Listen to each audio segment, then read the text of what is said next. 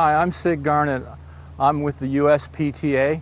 I teach tennis at the Lincoln Racket Club here in Lincoln, Nebraska, and I'm here to show you how to use our city backboards at our local parks. It's really a lot easier to learn how to play tennis if you have a tennis backboard, because a tennis backboard never ever laughs at your mistakes. It is always ready to play. You don't even have to call it. You don't have to make a court reservations. You just show up with a couple of tennis balls and you can have a real nice tennis workout and improve your game. And what I'd like to start out doing is I'd like to start out showing you a couple of things about tennis. A tennis ball itself will bounce quite a bit on its own. If you haven't played tennis before, the first thing is to get the feel of what the ball does, okay? Now if you take your tennis ball and you put it and you brace your racket like I'm bracing my racket here and throw the ball down into the string, you notice that it has a lot more jump coming off the string than it does coming off that wall.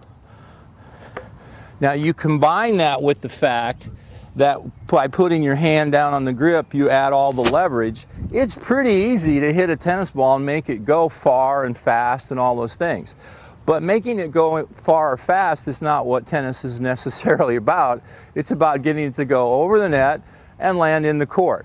Now, I still have never seen anyone hit a shot that went below the level of the net where the shot was in. So you have to get the ball over the net. So you see this nice white line we have here. That represents the net. Now the first exercise, if you haven't ever played tennis and you just kind of want to go step by step, the first exercise is to learn to toss the ball underhanded. If you're right-handed, do it with your right hand. This is the same motion that you use when you hit a forehand.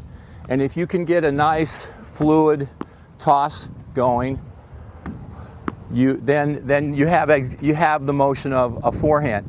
Now if you want to take it a step further, see if you can toss it from further away and get it to come back to yourself on one bounce, and then have a little touch so it takes two bounces. So it's harder, one bounce, it's softer, two bounces.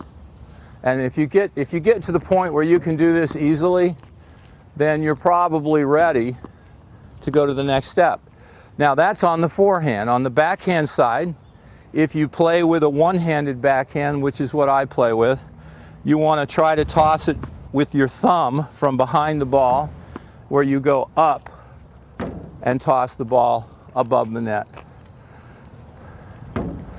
Notice when I finish this motion that my hands are extended and the ball is well up above the net. Now here again, you can do the same exercise. You can throw it so it goes one bounce and you can catch it, or you can go softer and have it go two.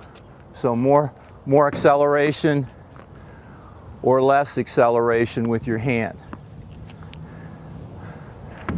Sometimes when you hit a tennis ball, I know this will sound funny to some of you juniors, but sometimes when you hit a tennis ball, you don't want to hit it hard. You want to hit it slow. Why? Because your opponent doesn't like it.